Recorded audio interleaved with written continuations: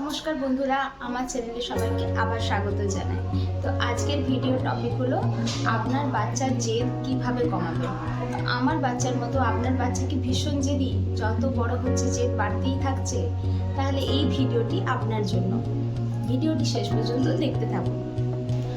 যখন বাচ্চারা কোনো জিনিস নিয়ে জেদ করে, সেটা হতে পারে কোনো খেলনা, কোনো একটা জিনিস, বা হয়তো সে বাইরে যাওয়ার জন্য জেদ করছে, বা সে বাড়ি যাওয়ার জন্য জেদ করছে, বা হতে পারে কোনো একটা জামা কাপড় পরার জন্য বা না পরার জন্য জেদ করছে। সমস্ত ধরনের জেদের কিন্তু কিছু পার্টিকুলার বহিঃপ্রকাশ আছে, যেটা ম্যাক্সিমাম বাচ্চারা করে থাকে। নাম্বার 1, খুব জোরে জোরে চিৎকার করা। নাম্বার 2, খুব জোরে জোরে কান্না করা, কোনো জিনিস ভেঙে ফেলা, কোনো জিনিস ছুঁড়ে ফেলা। তো এই ধরনের বহিঃপ্রকাশগুলো বাচ্চারা করে থাকে। তো এবার বলবো যে এই ধরনের অ্যাকশনে আমরা কি ধরনের রিয়াকশন দেব, অর্থাৎ আমাদের তরফ থেকে ওদেরকে কি ধরনের রিয়াকশন দেওয়া উচিত এবং কি ধরনের রিয়াকশন দেওয়া উচিত নয়। তো প্রথমে আলোচনা করব কি ধরনের রিয়াকশন দেব না। তাহলে প্রথম যেটা হচ্ছে, যেটা ম্যাক্সিমাম বাবা মারাই করে থাকে, মারধর করা বা বকাবকি করা, সেটা তো করবো না। নেক্সট হচ্ছে বোঝানো। তো বাচ্চাকে কিন্তু বোঝাতেও যাব না সেই টাইমে, যে টাইমে বাচ্চা খুব জেদ করছে বা যে টাইমে বাচ্চা খুব চিৎকার করছে, সেই টাইমে বাচ্চাকে আমরা বোঝাতেও যাব না। 3 নম্বর পয়েন্ট হচ্ছে, যেটার জন্য জেদ করছে সেটাকে কিনে দেবো বা সেটা যদি মেনে নিই, সেটাও কিন্তু আমরা করব না। তাহলে কি করব সেটা হচ্ছে জানার ব্যাপার। ভাষায় বলা যেতে পারে আমাদেরকে টোটালি ইগনোর করতে হবে। হ্যাঁ, অর্থাৎ কি, যখন বাচ্চা ভীষণ রকমভাবে কান্না করছে বা চিৎকার করছে বা কোনো জিনিস ছুঁড়ে ফেলছে, ভেঙে ফেলছে, আমরা তখন কিন্তু সেটা ইগনোর করব। অর্থাৎ কি, আমরা তখন ওকে দেখতে পাচ্ছি না বা আমরা নিজের মতো কাজ করছি, ওর কোনো অ্যাকশনে আমরা কোনো গুরুত্ব দিচ্ছি না, এই ধরনের আমাদেরকে রিয়াকশন দেওয়া প্রয়োজন আছে। এটার কারণ হলো, বাচ্চা যখন জেদ করে তখন ওরা কি হয়, ওরা চায় যে মা বা বাবা বা যার কাছে আমরা জেদ করছি তারা আমার দিকে অ্যাটেনশন দিক, অর্থাৎ তারা আমাকে দেখুক বা আমার এই যে কর্মকাণ্ড এগুলোকে তারা দেখুক।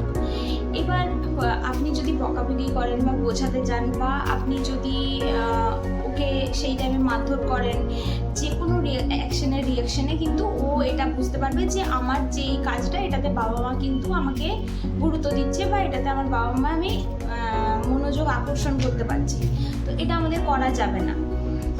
তাহলে এবার আপনারা অনেকেই হয়তো ভাবতে পারেন যে তাহলে বাচ্চারা যখন এক্সট্রিম পর্যায়ে বদমাশি করবে বা এক্সট্রিম পর্যায়ে যদি কোনো জিনিস, দামি জিনিস ভেঙে ফেলে বা কারুর গায়ে আঘাত করে বা এমন কিছু করলো যেটা হয়তো পাবলিক প্লেসে বা নিজেদের মধ্যেও মানানসই নয়, কি করবো বা আমাদের কি করণীয়?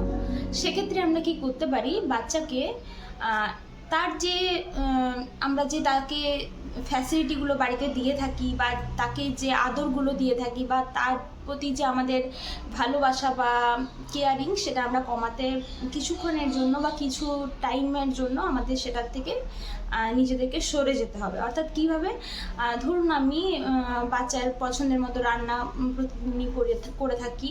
দ্বিতীয়ত হচ্ছে, হয়তো বাচ্চার বাবা তার পছন্দের মতো খেলনা বাইরে থেকে কিনে নিয়ে আসে বা কিনে দেয়।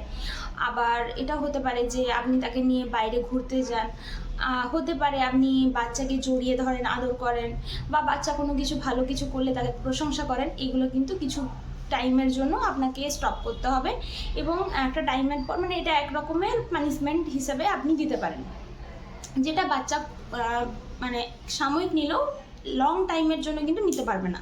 অর্থাৎ আপনি ধরুন একবার এরকম করলেন, বাচ্চার এটা কোনো রিয়াকশান আপনারা বুঝতে পারবেন না, সেকেন্ড টাইম থার্ড টাইম এরকমভাবে আপনাকে চালিয়ে যেতে হবে। অর্থাৎ কি, এই যে ট্রিটমেন্টটা, এই যে জেদের ট্রিটমেন্টটা, এটা হচ্ছে এক ধরনের বলতে পারি হোমিওপ্যাথিক ট্রিটমেন্ট। অর্থাৎ কি, এই যে ট্রিটমেন্টটা, এটা হচ্ছে একটা লং টার্ম ট্রিটমেন্ট। অর্থাৎ দীর্ঘ সময়ের আমাদেরকে এই জিনিসগুলো ফলো করতে হবে। দীর্ঘ সময় ধরে ফলো করলে অবশ্যই আপনি এটার ফল পাবেন এবং আপনার বাচ্চা দেখবেন জেদ করা একদমই বন্ধ করে দিয়েছে বা খুবই কমিয়ে দিয়েছে। তো এটা আপনারা অবশ্যই ট্রাই করে দেখবেন। ভিডিওটি এই পর্যন্তই।